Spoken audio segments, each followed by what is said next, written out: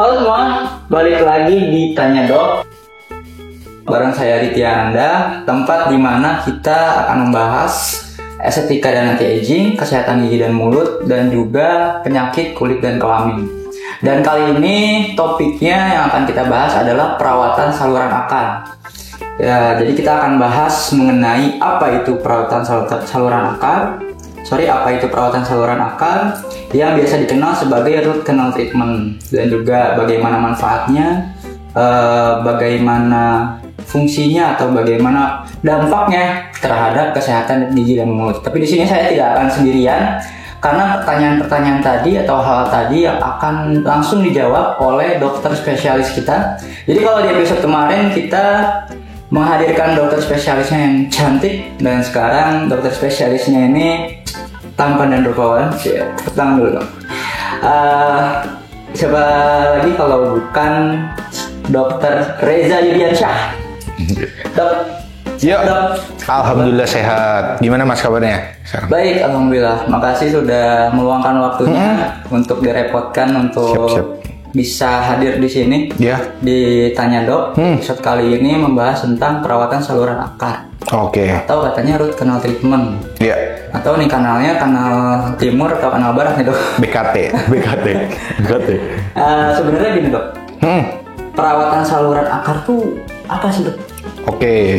Perawatan saluran akar. Sebenarnya kalau kita telusurin, perawatan saluran akar tuh banyak sekali orang nyebutnya ya. Kadang ada yang nyebut PSA, kadang ada yang nyebut kayak Mas Adit tadi bilang root canal treatment, tapi biasanya kalau orang kedokteran gigi dia nyebutnya endodonti. Iya, endodonti. Jadi sama aja sebenarnya, mau PSA nyebutnya root canal treatment atau endodonti gitu. Tapi paling gampangnya kita nyebutnya PSA gitu ya. Jadi kalau misalnya nanti viewers ada yang nih orang ada yang nyebut root canal treatment, ada yang nyebut PSA atau endo, sama aja sebenarnya. Tapi nanti kita sebutnya nanti paling PSA aja gitu ya, biar gampang gitu.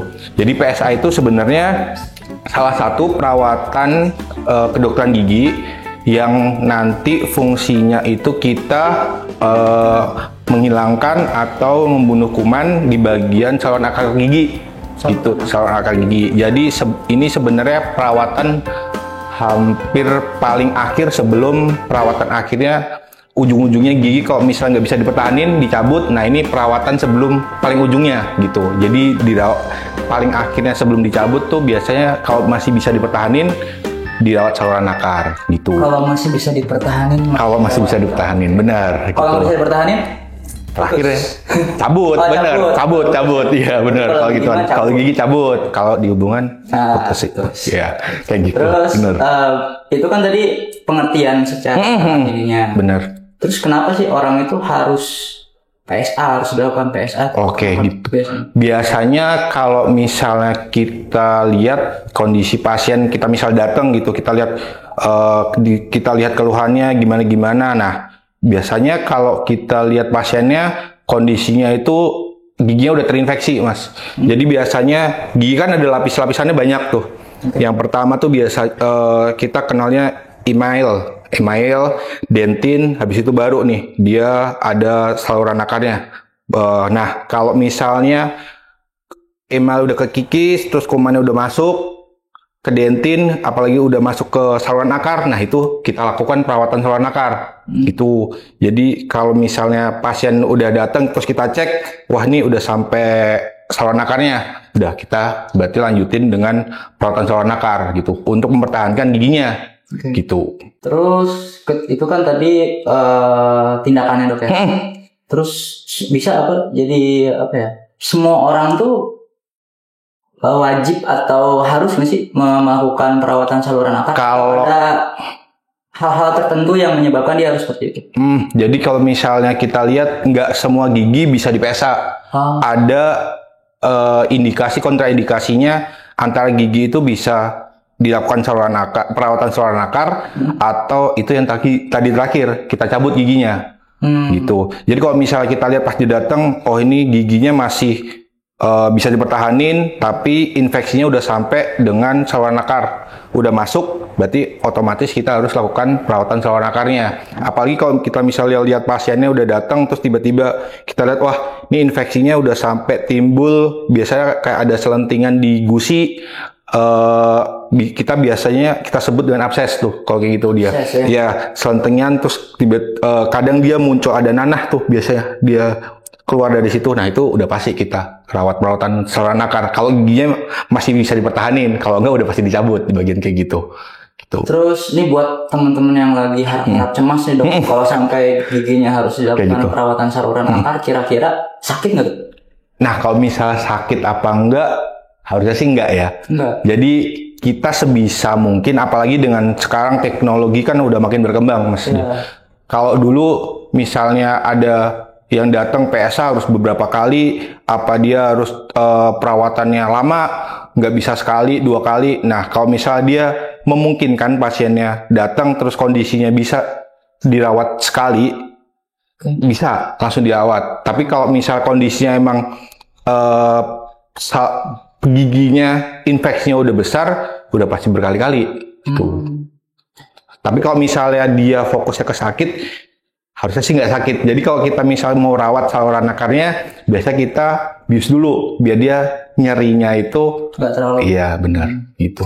Terus dalam treatment perawatan saluran akar itu cukup hanya dengan 1 kali kunjungan atau rutin? Nah kalau sekarang teknologi udah mulai berkembang nih mas, gampang.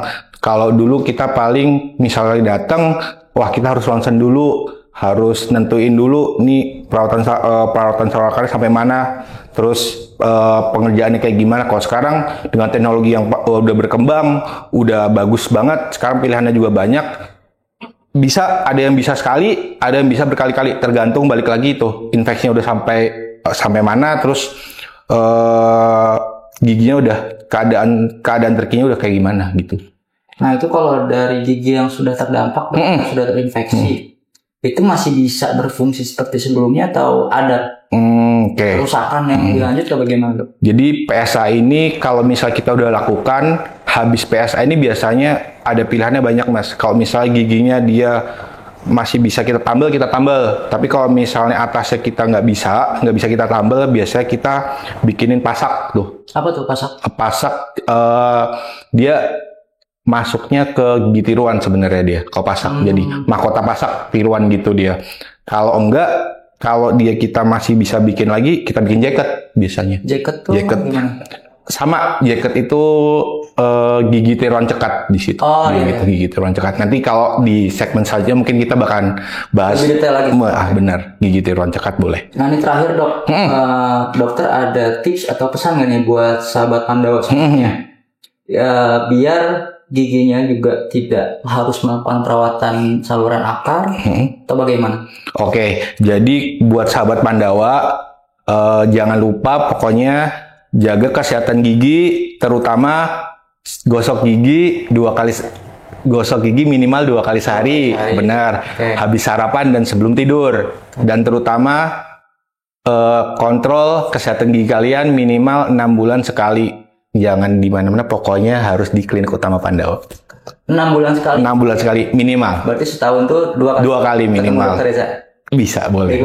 Iya, benar. Oke, segitu aja kali ini episodenya yang mengenai perawatan saluran akar, dan kita akan masih banyak episode selanjutnya mengenai estetika dan anti-aging, kesehatan gigi dan mulut, dan juga penyakit kulit dan kelamin. So, teman-teman atau sahabat Pandawa jangan lupa subscribe, like, dan komen, bahkan share supaya podcast Tanya Dok semakin viral, semakin ramai lagi. Dan juga mungkin nanti next kita akan hadirkan dokter-dokter yang lebih berpengalaman, yang sama ganteng dan cantiknya juga. Saya Aditya Anda dan Dr. Reza pamit. See you.